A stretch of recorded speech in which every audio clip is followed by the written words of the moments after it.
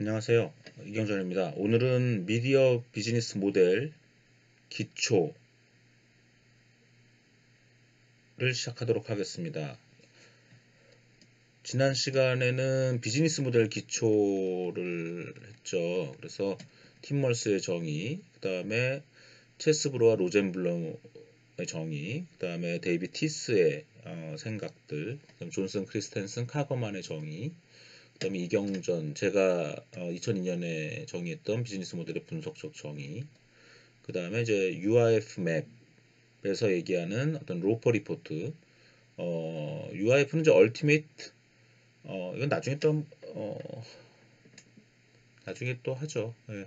할 시간이 비즈니스 모델 때 좀 하는 건데, 여기서는 이제 그 비즈니스 모델의 밸류에 대해서 좀 레비ュ를 했고, 비즈니스 모델은 하나의 제도다. 그 제도의 정의, 거래 비용 개념, 그리고 뭐 부구의 조건을 잠깐 참고로 진행을 했습니다. 지금부터 이제 미디어 비즈니스 모델 그 자체로 들어가는 겁니다. 여러 사례를 가지고 이제 공부를 하게 될 것이고요.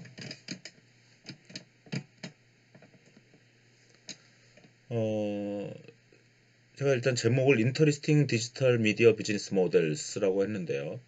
이제 여러 사례를 여러분들 공부해야 하는 거예요.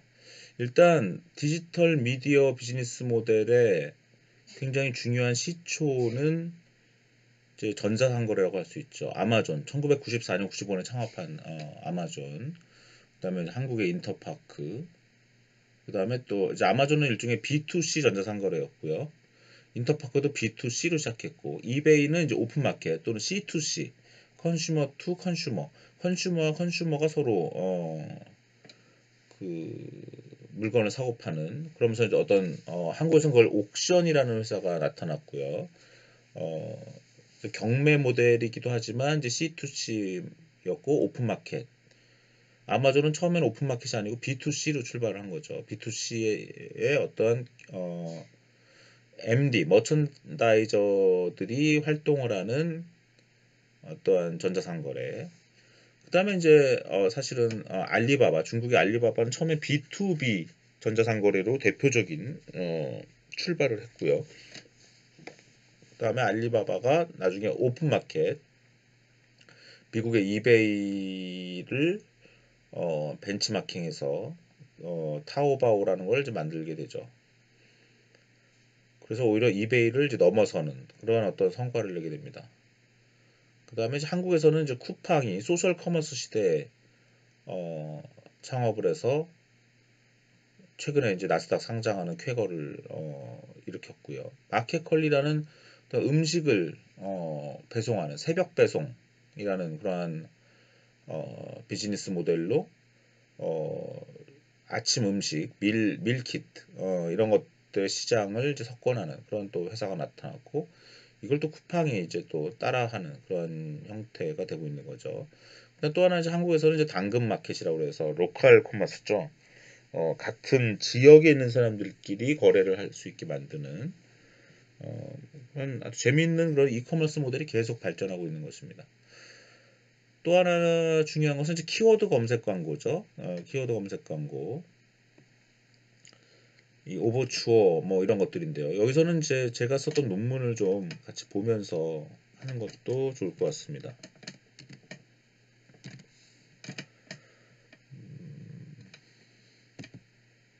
논문 좀, 이게 몇 년도 논문인가요? 2007년이네요. 2007년 10월에 쓴 논문이고요. 당시 아마 정보과학회에서 초청을 받아서 이런 논문을 한번 써달라 하셔가지고 쓴 것 같아요. 이제 비즈니스 모델 관점에서의 웹 2.0이라는 논문입니다. 2007년 당시인데요. 오늘은 이제 오늘 강의는 굉장히 옛날 얘기가 많이 나와요. 그래서 옛날 얘기를 같이 이렇게 쭉 보면서 역사적 발전이 어떻게 됐는지를 또 보는 거고, 그 내용을 공부하는 그런 시간입니다.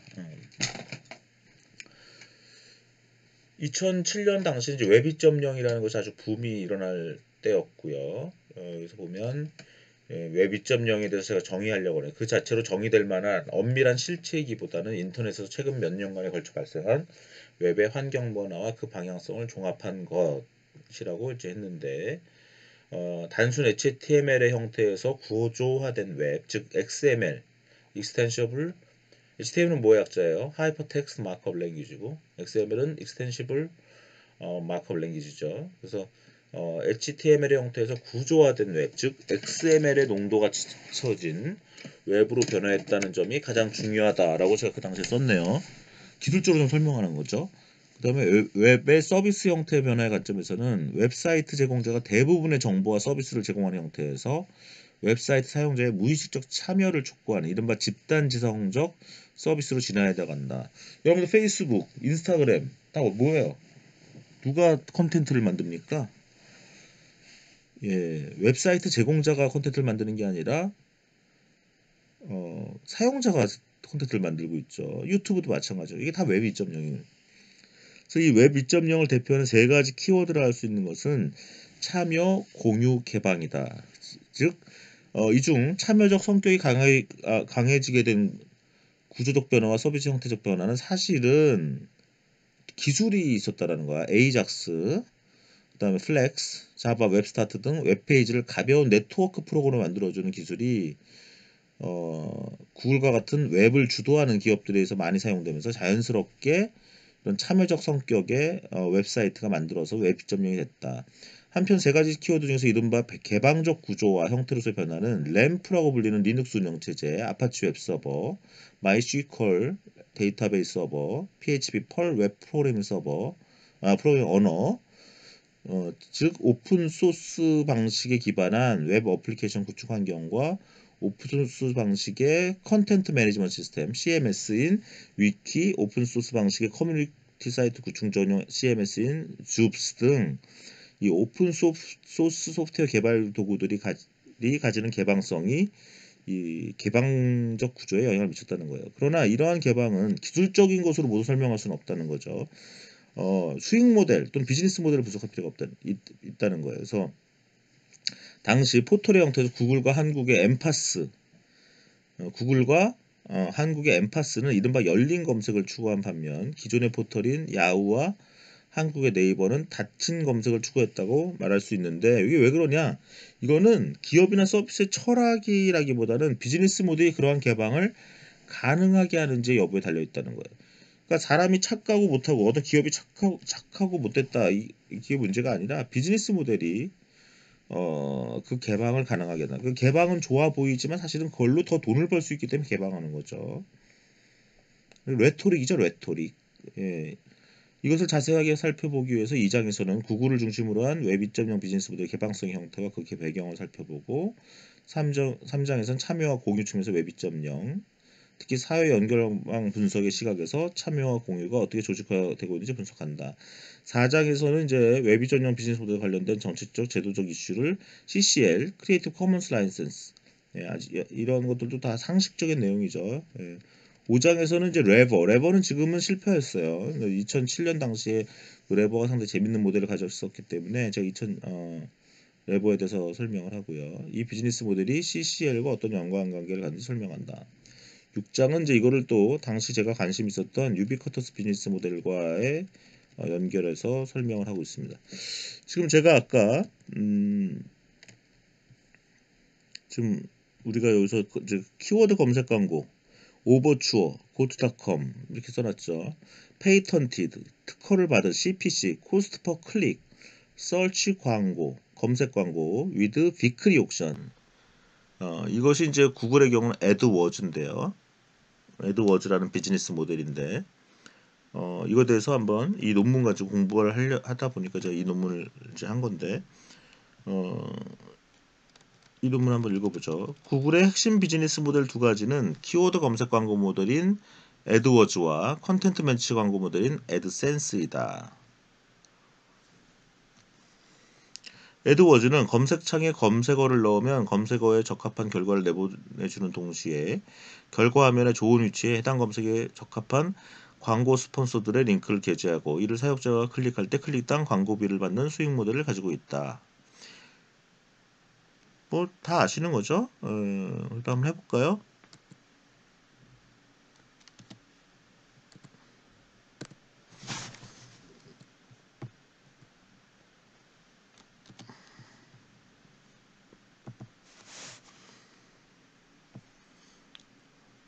그래서 만약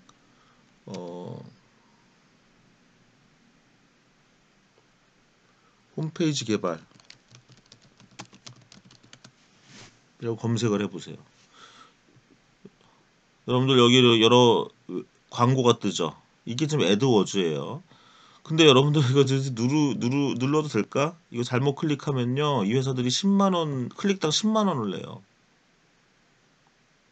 여러분들의 충격을 주기 위해서 한번 누르겠습니다. 이 회사한테는 좀 미안한데 지금 제 방이 인터넷이 좀 느리네요. 예. 인터넷 연결이 돼 있는데도 불구하고 좀 구글은 빨리 떴는데, 그죠? 이 사이트가 안 뜨는 거 아니야? 그죠? 딴 데 눌러볼까요?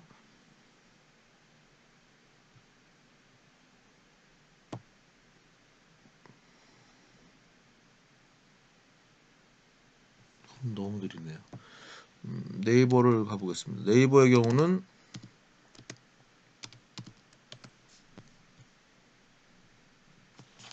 갑자기 인터넷이 느려졌네요 지금. 네.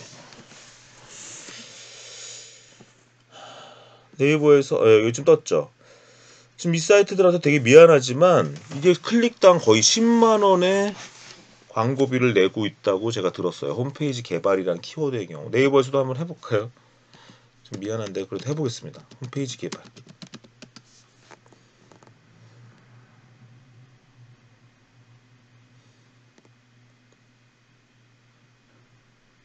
이렇게 해서 지금 파워링크 해가지고 이런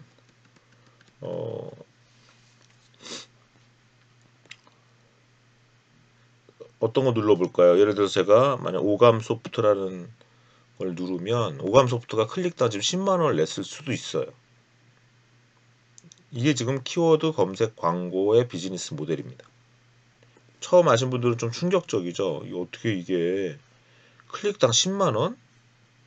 믿어지세요? 제가 만약 꽃배달 같은 거 얼마일까요? 꽃배달 이게 아마 7, 8천원 할 겁니다. 만약 여러분 꽃배달 할 일 있을 때 막 이걸 누르시잖아요. 구글플라워 이거 클릭해서 누르면 최소 3천원에서 한 5천원 7천원까지도 갈 수 있어요. 믿어지세요?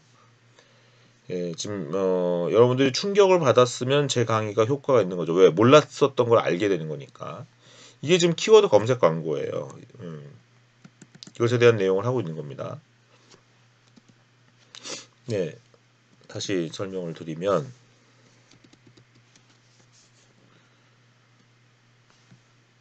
애드워즈는 검색창에 검색어를 넣으면 검색어에 적합한 결과를 내보내주는 동시에 결과 화면에 좋은 위치에 해당 검색에 적합한 광고 스폰서들의 링크를 게재하고 이것을 사용자가 클릭할 때 클릭당 광고비를 받는 수익 모델을 가지고 있다. 이 비즈니스 모델은 1999년 고투닷컴이 출원한 거예요.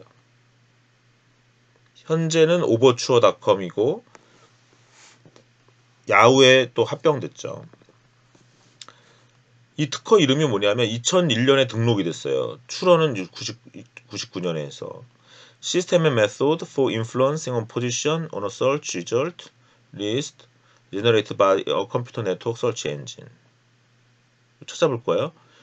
US 페이턴트 6269361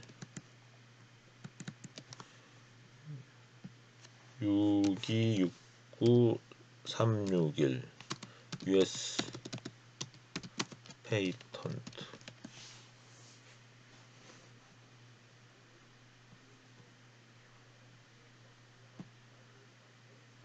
이게 그 아주 역사적 특허죠.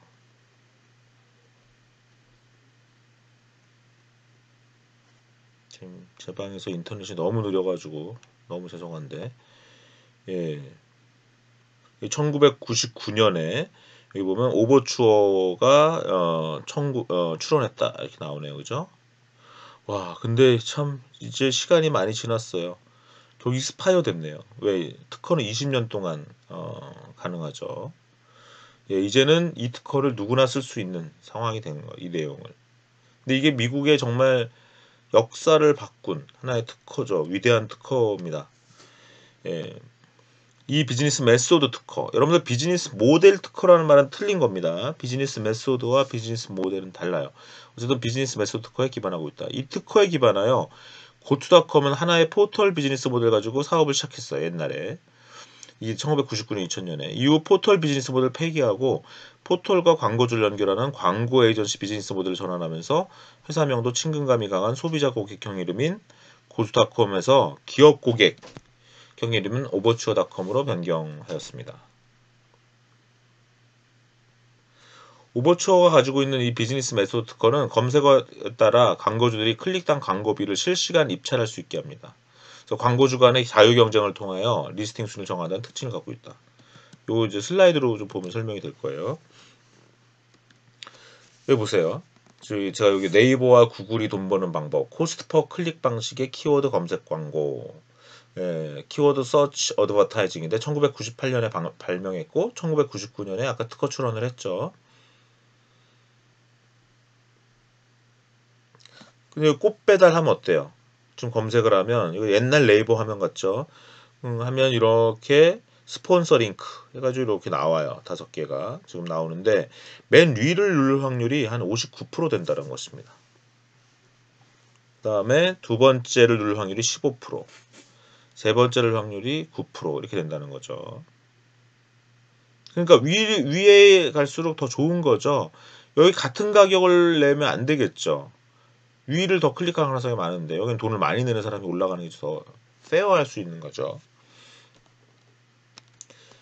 요 화면 보세요. 2007년 5월 28일 당시에 직접 제가 화면을 덤프했던 화면이에요. 당시는 오버추어가 이렇게 입찰가를 조회할 수 있게 해놨었어요.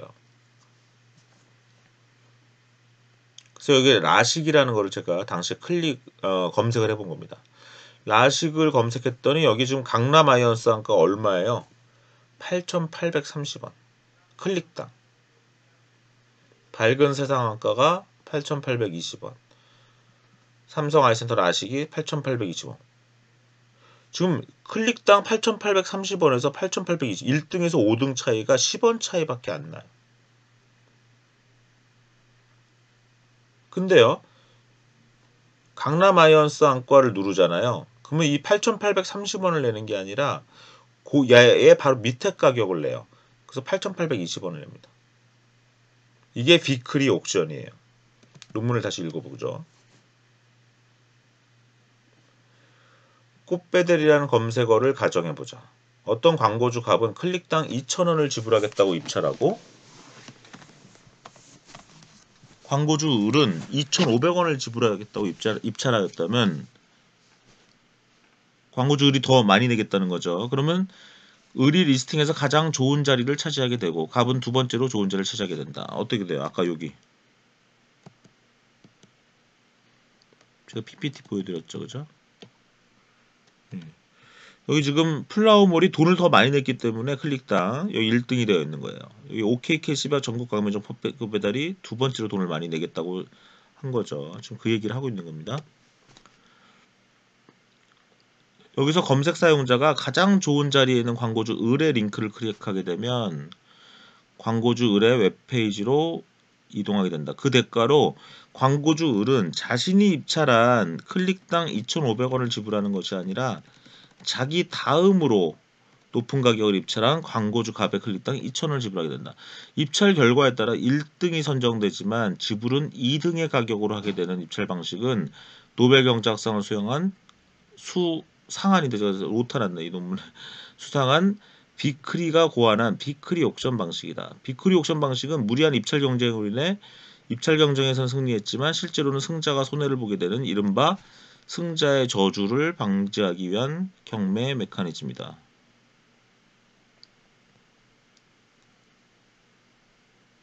비크리 옥션은 굉장히 중요한 개념입니다.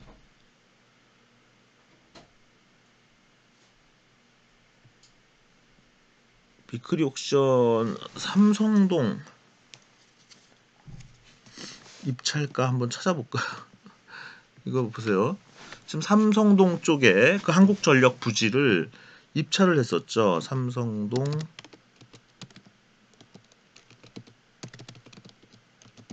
한국전력 부지 낙찰 10조를 했어요. 현대자동차가.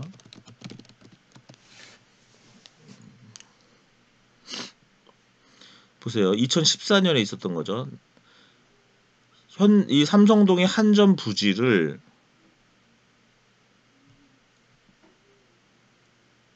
국가가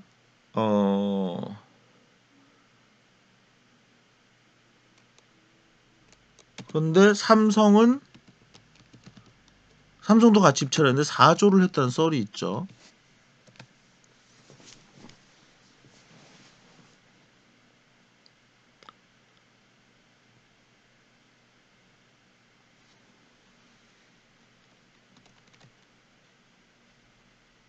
여기 보면 경쟁사인데 뭐 한번 눌러볼까요?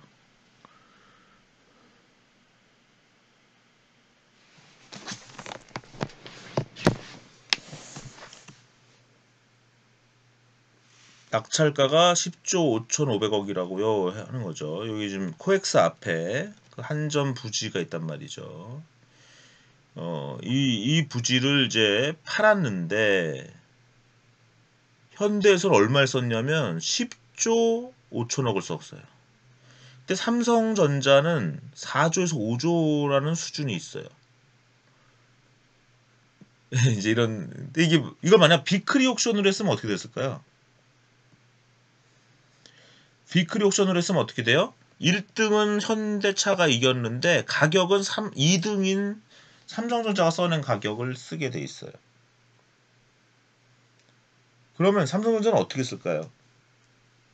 무조건 낮게 쓰는 게 아니라 쓰더라도 자기네가 이길 수 있는 가격 그 이상을 쓰진 않지만 그렇다고 터무니없게 낮게 쓰진 않을 거라는 거예요.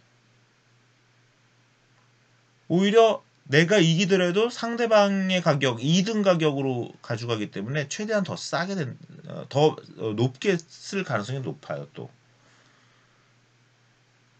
이 비크리 옥션이라는 게 상당히 재밌는 모델인데 어쨌든 이 비크리 옥션으로 한 것입니다.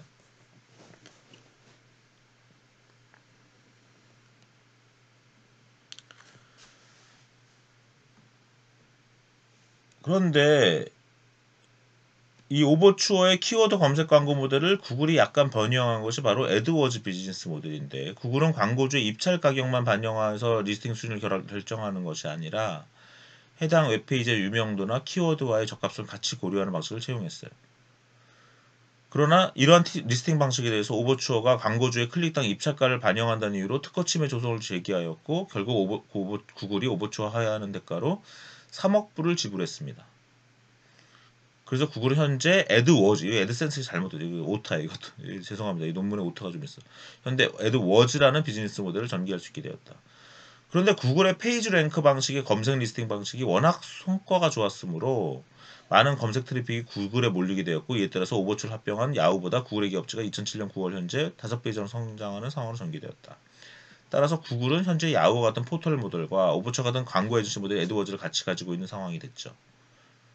오버추어를 합병한 야후도 마찬가지 구색을 갖췄다고 할 수 있으나 원래부터 컨텐츠를 자체 구축하는 형태의 미디어 모델로 출발하고 지속되는 야후는 고객의 검색 요구에 대한 대응력이 떨어지는 측면이 있다. 반면에 컨텐츠 자체 구축 없이 검색의 적합도를 높이는 데 주력해온 구글은 자사가 구축한 컨텐츠로 무조건 링크하는 것이 아니라 가장 사용자가 원할 만한 적합도 높은 컨텐츠로 링크하였으므로 검색 품질이 월등히 좋았고 그것이 압도적인 트래픽으로 연결되었다는 것입니다.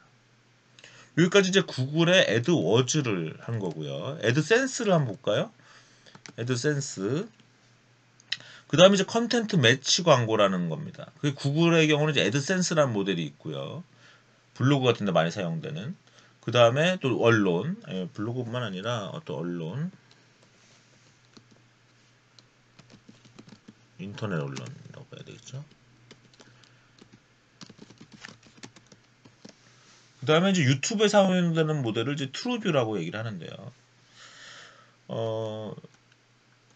이걸 보시면 이게 컨텐트 매치 광고죠. 여기 보면 이제 좀 옛날 기사일 거예요. 지금 옛날 얘기를 하는 거예요. 지금 연도가 안 써있네. 예. 한겨레 신문 기사인데 영국 여성 1천여 명 HRT 부작용으로 난소암 사망이라는 기사가 나왔어요. 그랬더니 오른쪽에 보면 여성미 한의원 광고가 떠요. 자궁 근종 생리통 등 여성질환 한방. 예, 여성 남소암 사망 이런 말이 나오니까 관련된 광고 구글 광고 해가지고 뜨죠. 요 밑에는 어때요? 차가버섯을 광고가 나와요. 암 극복, 암 극복. 요즘 암에 관련된 기사가 나오니까 암 극복에 관련된 광고가 나오네요. 사람들이 누를 가능성이 있는 거죠. 오른쪽 어때요? 동아일보 기사인데 비만에 관련된 기사가 나오니까 밑에 비만과 운동기구에 관련된 광고가 뜨는 거예요. 그죠? 이게 이제 애드센스. 이거는 이제 상품 이름이고요. 이러한 광고를 컨텐트 매치 어드버타이징 이라고 얘기하는 것입니다. 당시 2011년 당시 구글은 애드센스에서 회사 매출의 28%를 내고 있었던 거예요. 연간 97억 불이니까 10억 불이 얼마입니까? 1조죠, 대충. 그러니까 한 10조 정도를 벌고 있었다. 2011년 당시에. 예, 엄청난 수익 모델이었던 거죠, 구글에. 이게 지금 이 컨텐트 매치고요. 논문으로 다시 돌아가서 한번 읽어볼까요? 예, 구글의 애드센스 비즈니스 모델은 컨텐트 매치 광고 모델로 어떤 사이트에 컨텐트가 표시되면 그 아래나 옆에 그 컨텐트와 관련된 광고가 게재되고 사용자가 그 광고를 클릭해서 광고주의 웹페이지로 이동하게 되면 클릭당 광고비를 수익으로 하는 비즈니스 모델이다. 그죠? 아까 여기서 동아일보와 한겨레 신문은 어떻게 돈을 벌어요?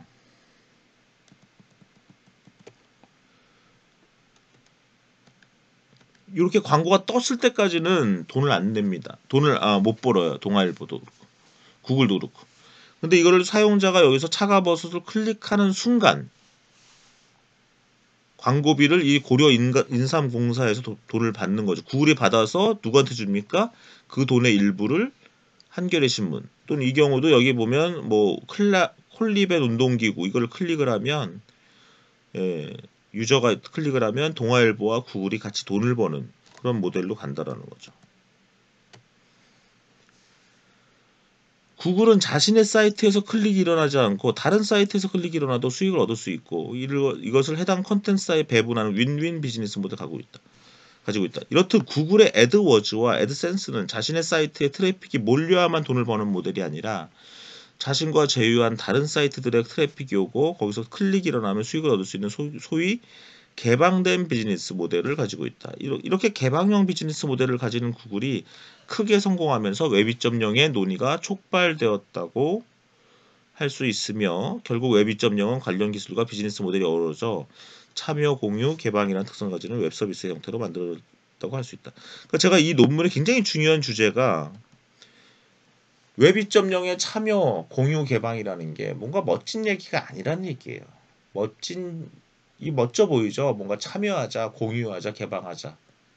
하지만 이건 하나의 레토릭이고 이걸로 더 돈을 벌기 때문에 그렇게 됐다라는 것이 제가 이 논문에서 가장 사람들한테 설명하고자 하는 그런 내용이었다. 이렇게 보시면 되겠습니다.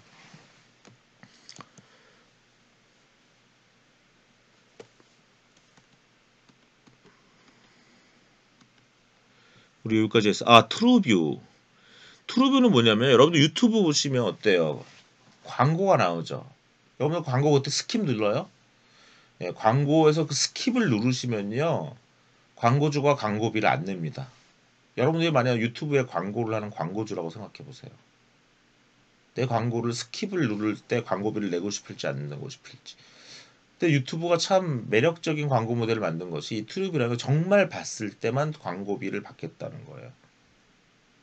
여러분들 어떤 때는 유튜브의 경우 끝까지 광고를 보게 하는 경우 있죠. 억지로 스킵을 못하게. 그 경우는 뭐예요? 무조건 광고비를 받는 거죠. 그 경우는. 네. 그래서 그걸 트루뷰 모델이라고 합니다. 이름이 최근에 바뀐 것 같아요.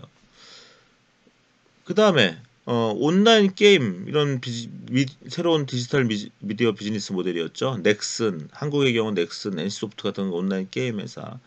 중국의 경우는 아웃게임이라는 회사가 있었는데 네이버가 2004년에 아웃게임과 합작 법인을 만들었죠, 중국에. 근데 결국은 텐센트가 아웃게임에 이기게 되고 텐센트가 세계 10대 기업에 이제 오르는 수준이 되는 거죠.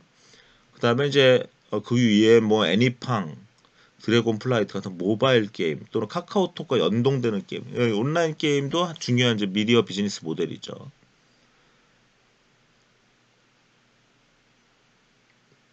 또 재밌는 거는 이제 리버스 옥션, 역경매라 그래서 예,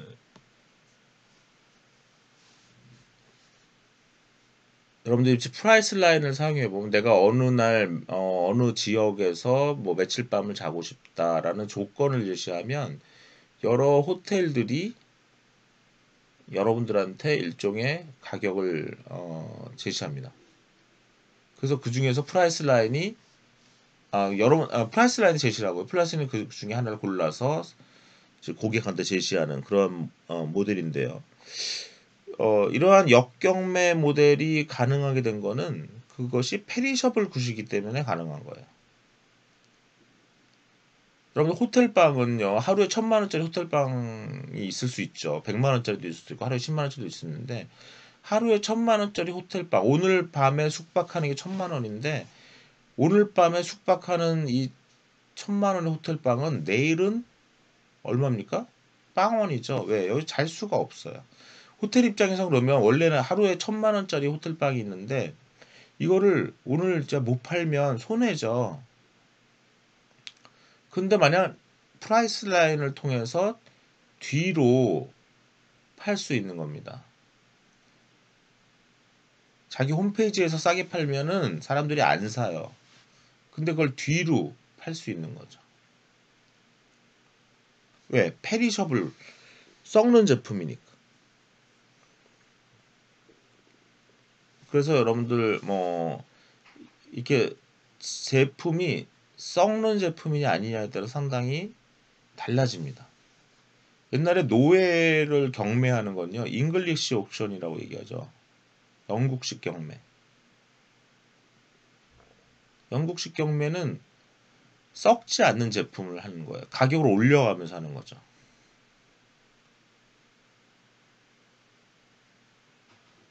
최저가로 출발해서 이 그림 같은 거 파는 거, 그다음에 노예를 파는 거 이런 것들은 영국식 경매로 가격을 최저가에 출발해서 제가 올라가는 거예요. 그래서 어떤 그림이 이거 그림당 50만 원, 뭐 이 그림 하나에 50만 원에 출발합니다. 하면 어떤 사람이 나 60만 원에 살래. 또 다른 사람 70만 원에 살래. 이렇게 올라가다가 일정 기간 더 이상 올리는 사람이 없으면 그 최고가에 낙찰이 되는 것이 이제 영국식 경매죠. 그래서 영국식 경매는 페리셔블 굿에 사용되지 않아요. 근데 반대로 네덜란드식 경매가 있죠. 더치 옥션. 더치 옥션은 페리셔블 굿에 많이 사용됩니다. 네덜란드가 유명한 게 꽃이죠. 꽃이 저도 직접 보진 않았지만 네덜란드에서 꽃을 경매하는 방식은 꽃이 한 트럭이 딱 들어와요. 그럼 사고 싶은 사람들이 쫙 모여 있는데요. 꽃이 한 트럭이 도착하면 최고가가 있어요. 처음에 만약 이 한 트럭, 이 꽃 한 트럭에 3천만 원이다. 만약에 써 있다면 시작하면 3천만 원에서 2,999만 원, 2,998만 원 이렇게 떨어집니다. 점점. 그때 먼저 버튼을 누른 사람이 그 트럭 꽃을 사가는 거예요. 만약 2,998, 2,997, 2,996 이렇게 떨어지는데 2,995에 누르는 사람이 천천히 누를수록 싸게 사겠죠. 하지만 내가 너무 천천히 누르면 딴 사람이 채간단 말이에요. 그래서 빨리빨리 거래가 이루어지게 하는 거죠. 지난 시간에 거래 비용이라는 말씀을 드렸죠. 그죠? 거래 비용을 줄이는 것입니다. 빨리빨리 거래가 일으키는 거죠. 그래서 지금 오늘 옥션에 대해서 비크리 옥션, 잉글리시 옥션, 더치 옥션 뭐 이런 뭐 이런 것들은 이제 뭐 설명하려면 한도 끝도 없는 얘기들이에요, 사실은. 수많은 옥션 방식이 있으면 더블 옥션이라는 것도 있고요. 또 제가 했던 회사 중에 하나는 지금도 같이 일하고 있습니다만 그룹 옥션이라는 회사도 있고 그룹 옥션이라는 것도 있었죠. 언제 기회가 되면 이번 수업 시간에 말씀을 드리겠습니다만은 수많은 옥션이 있고 여러분들도 만약 옥션 메커니즘을 한번 연구하는 것도 좋아요. 언제 한번 제가 기회가 되면 이번 강의에서 옥션 여러 가지 옥션 메커니즘에 대해서 설명하는 것도 한번 재밌을 것 같네요. 지금 이렇게 말로만 하는 것보다. 그 다음에 3대7 수익 공유 플랫폼이 있죠. 아이튠스, 앱스토어, 구글 플레이, 카카오 이게 다 그런 거죠. 아이튠스라는 건 뭡니까? 원래는 소프트웨어로 출발했어요. 원래 맥킨토시에만 있었던 소프트웨어였어요. 근데 그것이 PC에서 그 소프트웨어를 만들었고요. 거기서 음악을 이게 판매가 될 때 7대3과 0.99불이라는 걸 스티브 잡스가 만들었죠. 그러니까 여러분들이 만약 음악가로서 저작권자가 돼서 애플의 아이튠스를 통해서 음악을 한 곡 팔 때마다 0.99불이 제 사용자는 0.99불을 내고요. 그 중에 70%는 음악 저작권자가 가져가는 거고 나머지 30% 0.99불 곱하기 3 그러니까 한 0.3불쯤 되죠. 그거는 누가 가져가? 애플이 가져가는 거죠. 그런 아이튠스 모델이 정립된 상태에서 아이팟이라는 제품이 애플에서 나왔고 그것이 다시 나중에 아이폰으로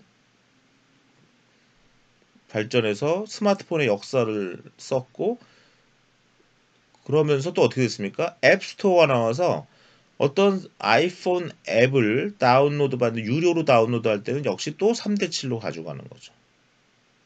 그리고 또 아이패드이 나왔고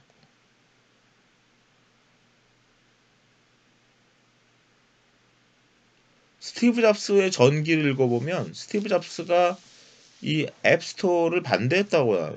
스티브 잡스는 굉장히 완벽주의자였기 때문에 아이폰에 들어가는 앱을 다른 회사가 만든다는 걸 생각을 못했었어요 처음에는. 그래서 앱스토어라는 건 없이 모든 것을 애플이 만드는 소프트웨어로 생각했는데요. 거기 직원들과 임원들이 이사진들이 CEO인 스티브 잡스를 설득시켜서 탄생하게 된 것이 앱스토어다. 그래서 애플은 스티브 잡스만이 영웅이 아닌 거예요. 어쨌든 이 3대7 수익 공유 플랫폼 모델은 스티브 잡스 누가 다 만들었는지 모르겠지만 어쨌든 애플이 시작을 한 거고요. 그거를 구글의 안드로이드 또 카카오 차차 또 말씀을 드리겠습니다. 그렇게 따라가게 되는 것이죠. 방금 아이팟을 얘기했지만 어, 우리나라 대한민국에 아이리버라는 MP3 플레이어가 있었고요. 세계적으로 한참 진출할 뻔하다가 결국은 애플의 아이팟에 집니다. 그다음 아마존은 킨들이라는 그러한 또 제품을 내죠. 이북 하드웨어를 처음에 내고 지금은 꼭 킨들이 안 팔려도 킨들이라 하면은 애플의 아마존의 이북 플랫폼을 얘기하게 되는 것이죠. 제가 다음 슬라이드는 여기까지 했는데 예. 이번 강의에서는 요거 한 장 하는데도 시간이 엄청 걸리네요. 예, 해볼게요. 계속. 그 다음에 또 재밌는 비즈니스 모델이 휴대폰 소액 결제 모델이죠. 한국의 다날이나 모빌리언스. 이거는 이제 만약 폰 베이스드 OTP 페이먼트라고 얘기할 수 있습니다. 원타임 패스워드 페이먼트. 제가 여러분들도 얘기를 할까? 예, 모빌리언스라는 회사의 저는 초대 주주였어요. 2000년 5월쯤에 모빌리언스가 창업했을 때 제가 3천만 원을 투자를 했습니다. 당시에 제가 한솔 M닷컴을 컨설팅하고 있었는데 이 휴대폰 소액 결제 아이디어를 제가 한솔 M닷컴의 임원님, 당시 김진호 상무님이라는 분이 있었는데 그분한테 아이디어를 드렸어요. 상무님, 당시 한솔 M닷컴은 018 휴대전화 서비스를 하던 일종의 통신 기업이었는데 나중엔 KTF, 한국통신, KT에 이제 합병됐죠. 016에 합병됐죠. 018과 016이. 근데 당시에 통신사니까 사모님 이런 거 한번 해보세요. 어떤 거 결제할 때 우리가 신용카드 번호 16자리 넣는 거 너무 힘들고 여러분들 신용카드 있는 분들 신용카드 16자리 다 기억하기 어렵잖아요. 그 다음에 자기 신용카드의 그 유효기간 외우는 분도 별로 없고 뒤에 CVV 넘버도 외우는 분 별로 없는데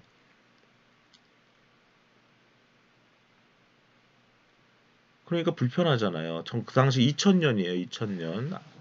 지금으로부터 21년 전 저는 아주 교수 초년 차였습니다. 교수한 지 2년밖에 안 되는 한 30살, 31살, 32살이었구나. 32살도 안 됐을 때네, 만으로. 31살 정도밖에 안 됐던 상황이었는데 다시 한솔램닷컴과 인터넷 회사, 투자할 인터넷 회사를 고르는 프로젝트를 하고 있었어요. 근데 그런 프로젝트 하던 와중에 한솔렌닷컴의 임원님한테 제가 그 아이디어를 드린 거죠. 제가 저희 연구팀이 갖고 있었던 아이디어를 통신사니까 좀 드린 거예요. 그때는 저는 비즈니스 할 생각도 없고 욕심도 없었나 봐요. 그냥 아이디어를 드렸는데 그렇게 저는 착한 일을 한 거예요. 아이디어를 드렸으니까 그죠? 제가 특허도 안 내고 근데 운이 좋았어요.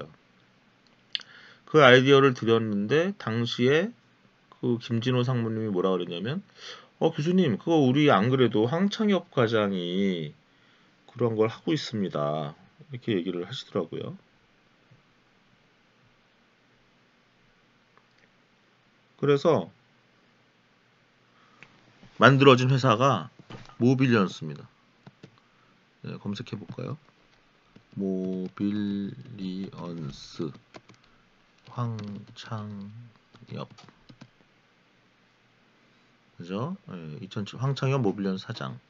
사실은 제가 그 아이디어를 드린 분은 김진호 대표였어요. 골드뱅크 김진호 말고 여기 보면 2001년 기사만 보더라도 모빌리언스 대표 김진호 이렇게 나오죠.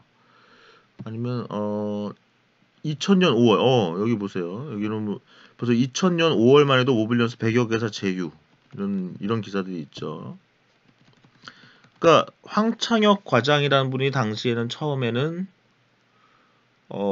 과장이었고 당시 한솔엠닷컴에 김진호 이사는 임원이셨는데 초대 대표이사는 김진호 대표가 하셨고 나중에 황창엽 대표가 하시게 된 거죠. 예. 저는 어떻게 됐을까? 5월 달에 창업을 할 때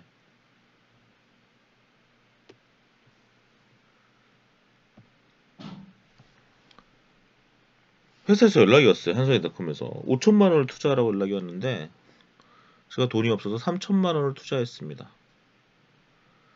이걸로 얼마 벌었을까? 나중에 10억 정도를 벌었어요. 모빌리언스가 2004년에 제가 2000년 5월에 투자를 했고요. 3천만 원을. 상장은 아마 2004년에 했을 거예요.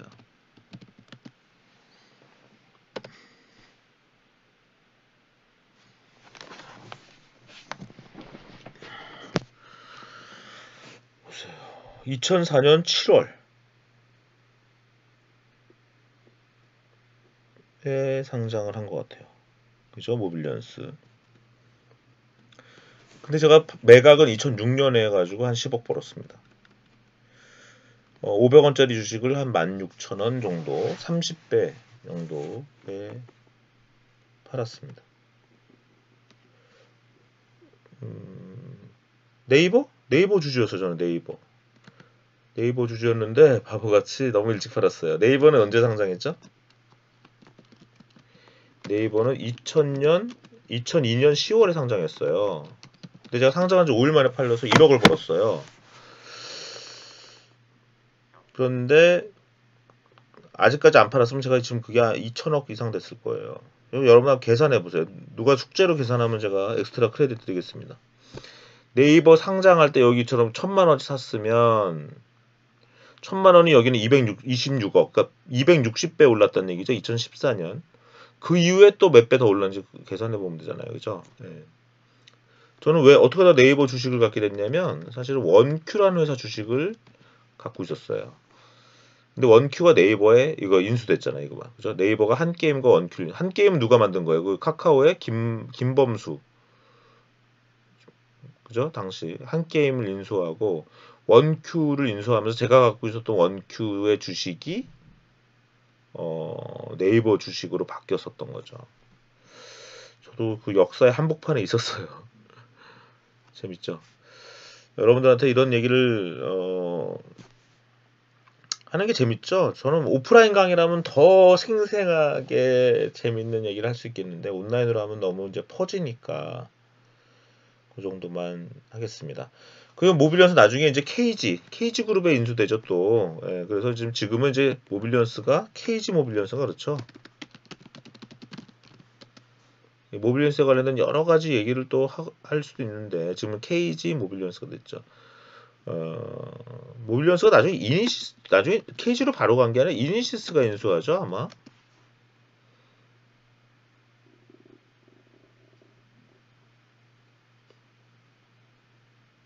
예, 원래 KG 이니시스가 KG 모빌리언스를 지금 KG 이니시스 따로 있나?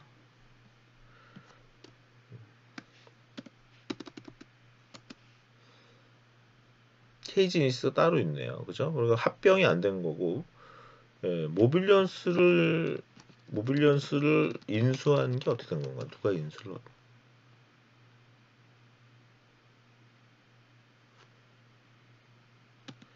예, 하여튼 그 정도로 하고요. 저는 다날로도 돈을 좀 벌었어요. 한 1억 벌었나 옛날에? 예, 다날 주식을 사가지고 운 좋게 주당 한 4,000원에 샀다가 15,000원에 팔았던 것 같아요. 만주를. 저는 휴대폰 소액 결제 아이디어를 생각해낸 사람인데 그거를 제가 비즈니스를 안 하고 아까 말씀드린 것처럼 한솔엔닷컴에 아이디어를 드렸고 한솔엔닷컴은 이미 그걸 추진 중이라 하면서 모빌리언스를 창업했고 분사시켰고 저는 운 좋게도 그 모빌리언스 창업할 당시에 주주가 되면서 3% 주주 3천만 원 투자하면서 여러 가지 뒷얘기가 있는데 그거는 오프라인으로 술자리나 아니 오프라인 강의 때는 얘기할 수 있는데 온라인에서는 되도록 하지 않겠습니다. 그래서 온라인 강의가 약간 한계가 있어요. 왜냐면 너무 많이 퍼지니까. 네, 그 정도 말씀드리고요. 그 다음에 또 재밌는 모델이 소셜미디어 모델이 나왔죠. 예, 우리나라 대한민국에서 또는 소셜미디어 또는 SNS라고 부르죠. 소셜 네트워크 서비스. 미국에서는 소셜미디어라고 하고요. 한국이나 중국에서는 이제 SNS란 말을 많이 쓰죠. 예, 한국의 이 싸이월드가 세계로 최초로 성공한 소셜미디어라고 볼 수 있죠. 근데 페이스북한테 졌죠. 그죠? 예, 싸이월드, 카카오 스토리, 트위터, 페이스북 하다가 지금 이제 스냅챗, 인스타그램, 이제는 또 미국 사람들은 틱톡, 지금 젊은 미국의 10대들은 로블록스 뭐 이런 거 쓴다고 하는. 예, 이 소셜 미디어라는 건 뭐냐? 이제 그루밍 코스트 리덕션이다. 그 다음에 글로벌 네트워크 이펙트가 일어난다. 이 그루밍에 대해서는 뒷부분에 잠깐 건드릴 건데요. 오늘 안 하고 오늘 끊는 게 나을 것 같아요. 한 페이지에서 끊는 게 나을 것 같습니다. 제가 이제 디지털 미디어 비즈니스 모델 관련해서 이경전 논문 해가지고 방금 아까 비즈니스 모델 관점에서 웹 2.0 우리가 조금 다뤘고요. 사실은 이 어떻게 싸이월드가 페이스북한테 졌느냐, 앞으로 우리가 페이스북을 이길 수 있는 논문은 뭐가 있느냐라는 거를 좀 다루려면 요 논문 쓴 게 있어요. 이 형용준이란 분이 이 싸이월드 창업자죠. 제 친구예요. 제 대학 친구 같은 과 친구인데 저랑 친해요 아주. 예, 형용준, 이경전이 같이 나온 게 있나 모르겠다.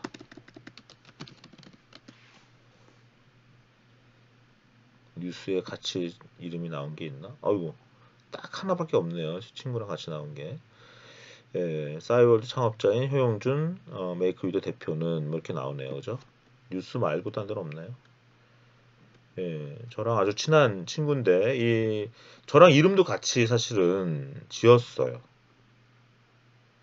예, 아예 제가 이렇게 아예 썼네.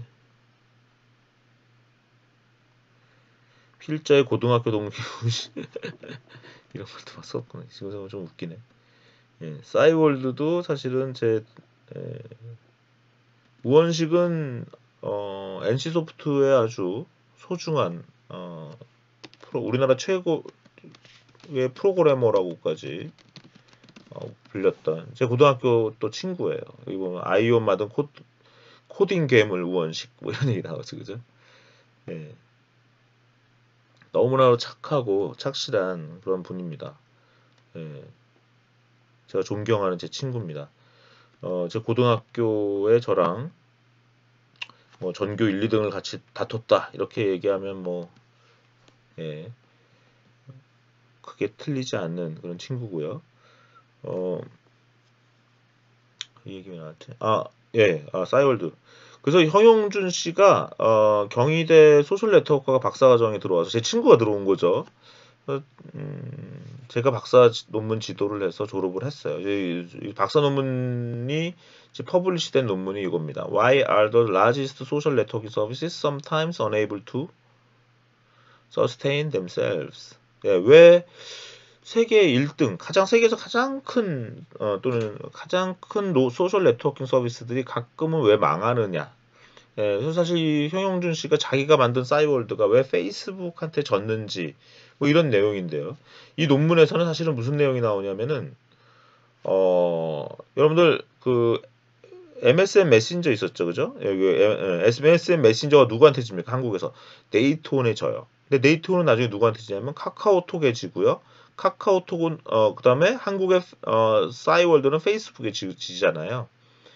예, 그런 것들을 설명해서 앞으로 페이스북이 이기려면 지금 카카오톡을 이기려면 이라는 것에 대한 비즈니스 시사점을 줄 수 있는 하나의 논문을 효용준 박사님과 제가 그다음에 여기 박아름 박사 지금 용인 송담대학에 가 계신 박아름 교수님 그다음에 그다음에 효용준 박사가 같이 쓴 논문입니다.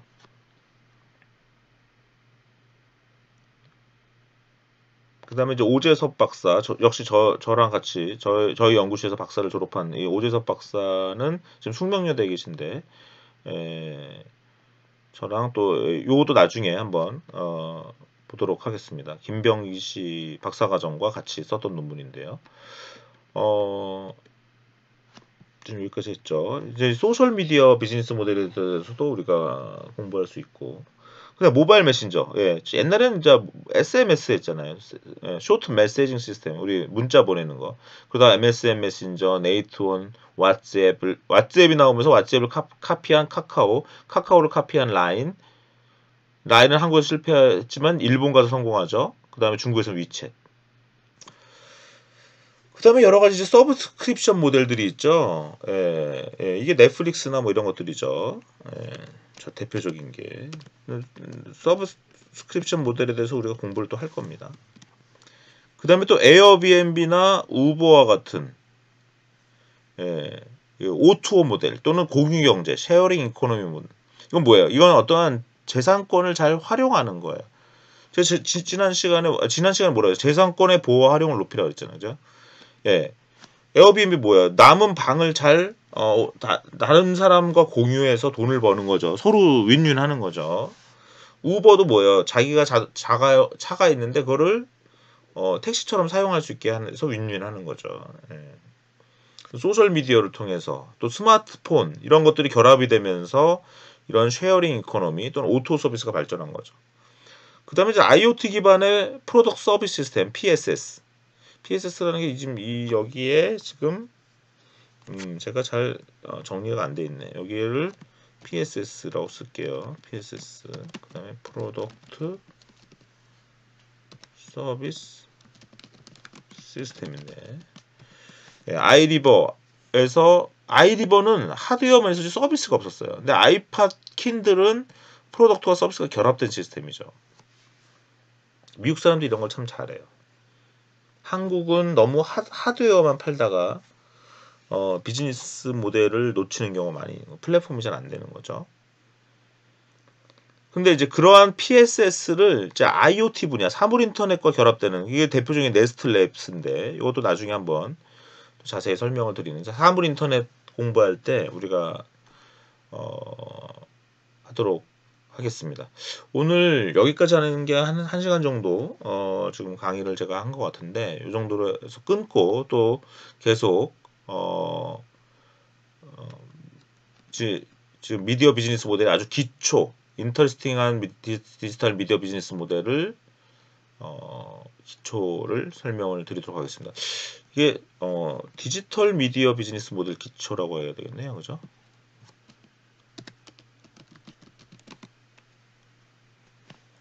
예.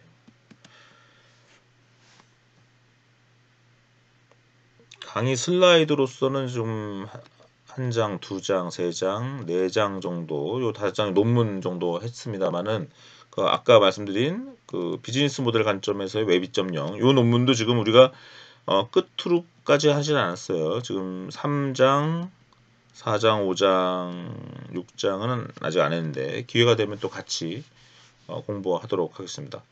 오늘 강의는 여기서 마치도록 하겠습니다. 고맙습니다.